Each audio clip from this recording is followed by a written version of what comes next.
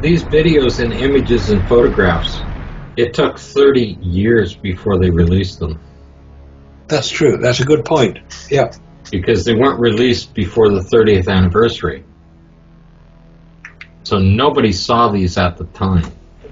The only thing was available was a couple little images that you would get on the news channel. Yeah.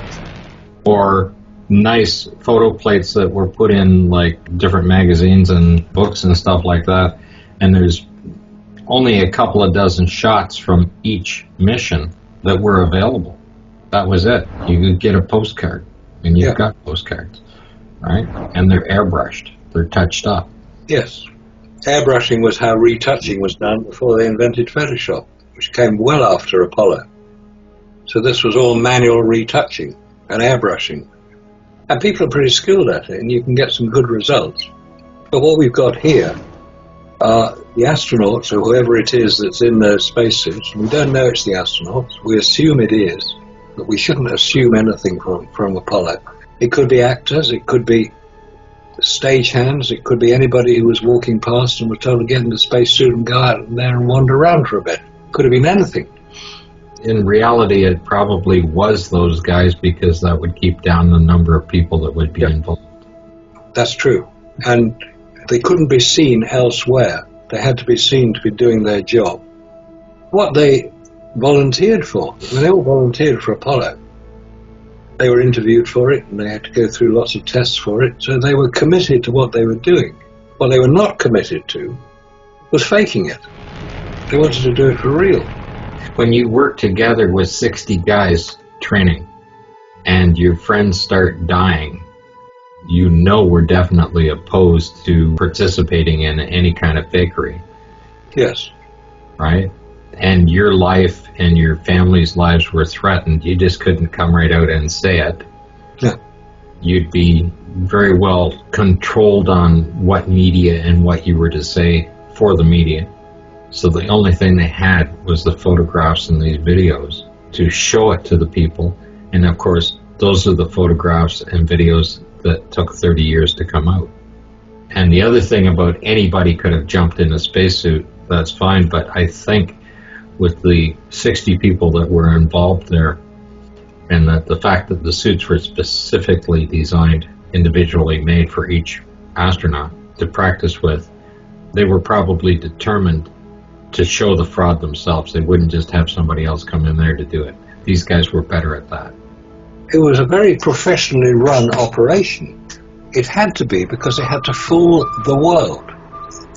As I've said many times, Apollo was a brilliantly executed propaganda exercise, and it had to be seen to work. That's what propaganda is. It has to be seen to work. It had to fool the world so that America were ahead technologically in this particular area than the Soviet Union. Because don't forget, this is all going on at the same time as the Vietnam War is going on. So we've got the space race, which is being bigged up by the media. We've got the Vietnam War, which is being downplayed by the media. We've got vocal opposition to the Vietnam War, which is not being reported as fully as some of the other things are. People are being shot dead for protesting against the Vietnam War. And President Johnson, who was president at the time, has to try and do something about it. Then you've got the racial problems with Charles Manson and Martin Luther King. All of that stuff was going on. Yeah. Right? Yeah, that's Laurel Canyon, isn't it? That's where Charles Manson was living at the time. Laurel Canyon, check it out. There's some very, very strange things went on in Laurel Canyon. The links between the intelligence services and the music scene. Yeah, who were the people there? How were they being operated? Anything to try and incite the people to revolt, right, was going on. Everybody was trying to do exactly the same thing. I think the biggest focus that NASA had to contend with was to successfully launch a Saturn V rocket. Yes. They would have to control the power of that rocket just to lift it off, just to get it out of sight, get it running 5-6 minutes under power, and put on the biggest show they possibly could with the largest ballistic missile that they'd ever manufactured. and they couldn't allow it to blow up. The engines wouldn't need to be running at full throttle because they're not lifting the entire weight. It only needed to lift the fuel that it was carrying. And to keep that sound level down, to the fact that they needed to pour millions of gallons of water on that thing just to keep this, it's not for the heat of the engine. It's the sound vibrations that were coming off of there which shake the vehicle apart if they didn't suppress it with water. The Saturn V, those F1 engines, if they were running at full throttle, were running 180,000 cycles per second. That's how they're vibrating at. If you were anywhere close to that, running at well over 200 decibels on the thing, you would liquefy a human body. Yeah. Liquefy. They scare the birds away from the damn thing, because even if you're a mile away, it'll kill a bird flying in the air. Right? Yeah. Just the sound waves alone. I forget which one did a night launch on it. You can see the sky actually lights up. You can see the waves lighting the sky up. It's vibrating the air molecules so rapidly that it turns to light.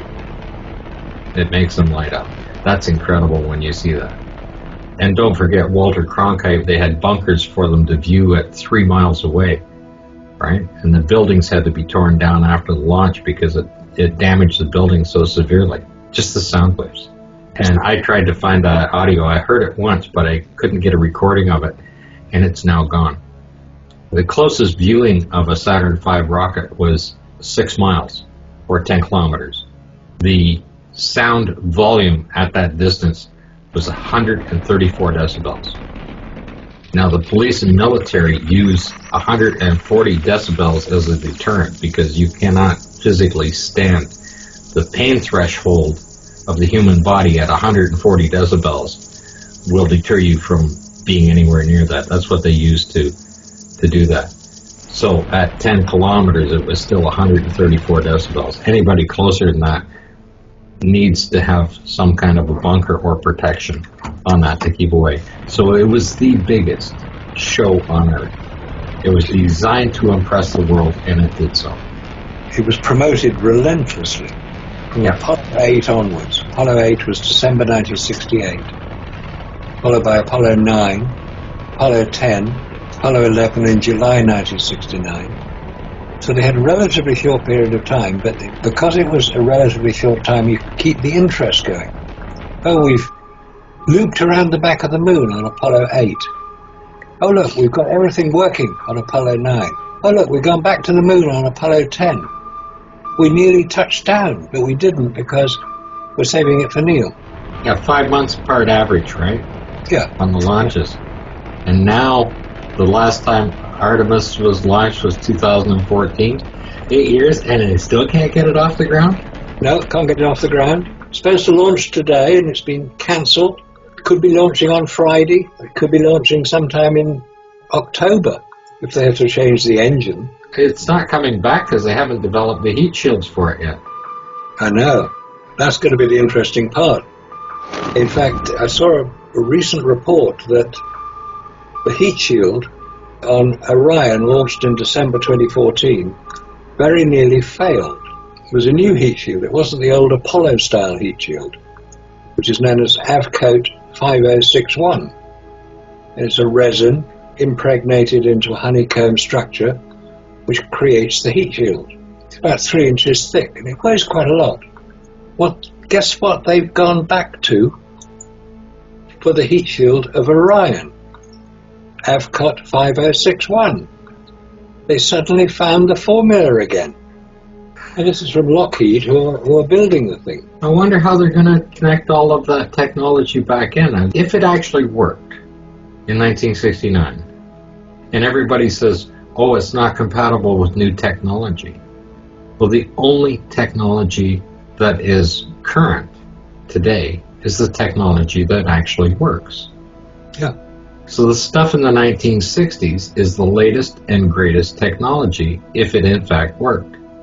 I think we've demonstrated fairly conclusively over the past several years of investigation that it didn't. Some of it may have worked. Maybe the heat shield did work. Well, you see, if you bought a car and it was delivered and dropped in your driveway, but it doesn't have any wheels on it. And the manufacturer said, well, here's your new car. It doesn't go anywhere. Wheels are old technology, and we're not using them anymore. And we'll let you know when we get new technology, and you buy the car and it sits in your driveway and you can't use it. That's basically what NASA is doing. Yeah. They're saying we throw out all the old technology, all that stuff that worked, and we're going to develop new stuff because some of the stuff we have now is not compatible with older technology. Well, why don't they just put the wheels back on the car? Because they work really well then, apparently, for their claim. That's what they claim, yeah. The SLS that we're hearing about today or this week as it launches is not even new. They say it's NASA's new rocket. It's not new. It's an enlarged version of the space shuttle, using the same main fuel tank, the big orange thing in the middle, and two white solid fuel rocket boosters on the side. That's what the space shuttle used. The space shuttle was first designed in 1981, or first flew in 1981. You realize the Orion computer in the Orion is a 486 DX computer from 1987. I could well believe it. It's probably the only thing that'll get through the radiation. They built that thing for the space shuttle, but that hardened piece of equipment that they have, that circuit board and the CPU and everything on it, is, what's that, 38 years old? Yeah, by that. That's the latest and greatest. Because the new technology, all of the computer chips are so fine that any ionization of it coming through the craft will literally take out the boards. And they're going to have that problem with the cameras. If they launch Artemis, I want to see a live video feed camera without any fisheye equipment on it or anything else to the moon and around and back, right through re-entry and down. They should have a live video feed running, and they should also have live independent cameras in there from national media resources from many countries. Should all be on board because it's not heavy equipment. Well, they're not taking any astronauts this time, so they've got plenty of weight to play around with. And they don't have to pressurize it. They don't need any consumables for them. They don't have to heat it. They don't have to do anything. It can be an empty shell with diagnostic equipment on board, sensors and that to pick up how much radiation and how much other stuff is happening, right? And surely you'd think that by now, 2022, NASA would know about radiation. So they're still having to test for it. They're still having to put sensors on board. Don't they know how much radiation there is in space? Obviously not. They won't admit to it. No, because they claimed it wasn't a problem at the time. I'm sure when they come up and a company is designing, it doesn't matter whether it's the computer systems or the camera systems or whatever, communication, right? The company will have to be given the real information on what the radiation is. And of course, NVIDIA canceled their contract. To build the stuff, they just said, we can't deal with it. You know, our graphics cards are just getting burnt out. They were just simulating that for the ISS. That's below the Van Allen belts. And they couldn't build a graphics card to deal with it, just for low Earth orbit. That's how sad it is. Yeah, 200 miles up is relatively safe for humans and for equipment. Except the equipment's getting burned out with the radiation. And NVIDIA said, you know, like when they were testing it, they were obviously given the real amount of radiation to deal with. And they said, well, it's not a large enough market. We sell millions of graphics cards worldwide. We don't need to build, you know, half a dozen for NASA, right? Doesn't matter how much money they were being offered. They couldn't figure out how to protect the video cards. I have the documents on that. The thing about vacuum is if it's not a problem. If it doesn't have a force. All these people claiming that. Why are they spending billions of dollars testing stuff in vacuum chambers if it's not a problem? It's not a problem. But they'll never put a human inside the Glenn Research Center. Because that would be a problem. They wouldn't even be able to turn that down half of the force that that thing's capable of doing. It would be far too dangerous. And then NASA when they're sitting there saying, oh, it costs $12 million to build a spacesuit, and we only have 4 functional spacesuits, and they're on the ISS. What are the ones that they're using in the pool around the ISS when they're practicing with? Those are, dive suits. They're not spacesuits that they're using. So those aren't functional to even test. Even that's how they claim they test them. But if it costs $12 million per suit to build, that's what they claim, why would they subcontract out to a costume designer for a movie production studio for $3.5 billion to make the spacesuits? You got $12 million a piece. How many spacesuits can you get for a $3.5 billion contract? And why are you using costume designers from the movie industry to make them? And then again, if vacuum isn't a force, why do they cost $12 million if NASA builds them? Why haven't they been tested? You should have an airlock on the Glenn Research Center, and you could put 40, 50, it's 150 feet across in there, you put 40, 50 guys in there and let them all practice in their spacesuits. If it's not a force, if it's not a problem. Nobody has ever gone in there, and nobody will go in there.